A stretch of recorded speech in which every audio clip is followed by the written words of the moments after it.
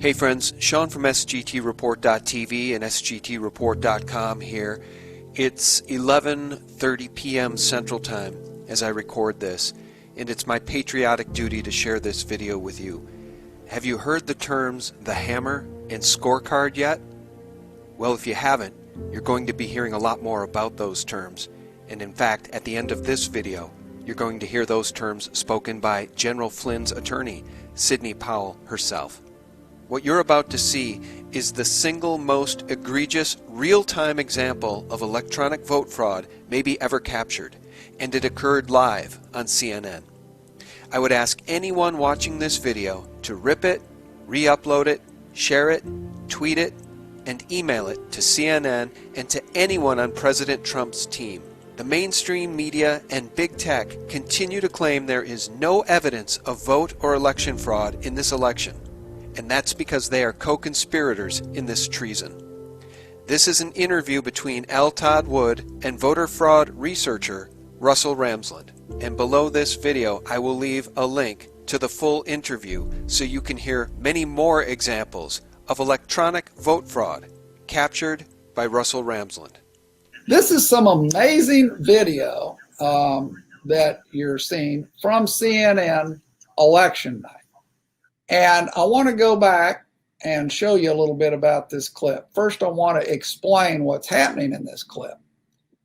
What's happening in this clip is this is the live feed from Clarity Elections coming through the Associated Desk or Decision Desk HQ. So this is the live feed. You're seeing the database that Clarity has as it gets updated with votes, okay? And right now, oh, and this little ribbon at the bottom, this is generated by CNN, and they update this a second after they get the update from Clarity up here. So let's just look. Right now, Andy Beshear, who is the guy that upset Matt Bevin, the governor at the time, Andy Beshear has 673,948 votes. That ties to what the ribbon from CNN says. Same thing with Matt Bevin, 662,235. So 662,235. Now, let me take you through, and real quick, I'm going to run it again. You're going to see, if you're watching just this gold, you're going to see a flash update, and then this guy's face fills the page, and then I'm going to show you what you really missed. So here we go. Watch the gold. The update's coming. Boom, there it updates, and now here's this guy. Now let me show you what you missed. We're going to drag this back frame by frame. And so here we are before the update, and now I'm going to start walking you forward. Watch the gold. Here comes the update from Clarity. Boom. There it is. So now the update, Andy Beshear has 674,508 votes. And look down below, Andy Beshear had 673,948. They haven't had a chance to update the ribbon because this is in split seconds we're looking now. So Andy Beshear has just gained 560 votes. That makes sense. That's what happens as more votes come in, right? Let's look at Matt Bevin. He now has 661,675. But look down below.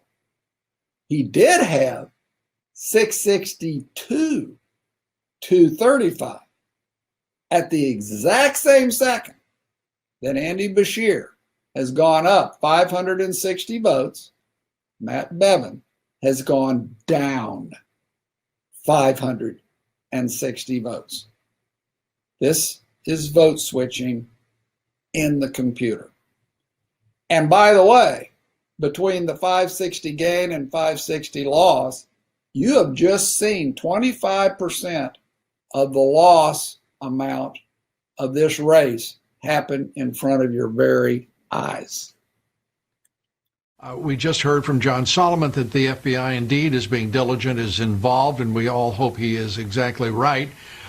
Your thoughts first about the knowledge now that the Justice Department is involved in this review of the election. Well, I'm delighted to hear that. I think there are any number of things they need to investigate, including the likelihood that 3% of the vote total was changed in the pre-election voting ballots that were collected digitally by using the Hammer program and a software program called Scorecard.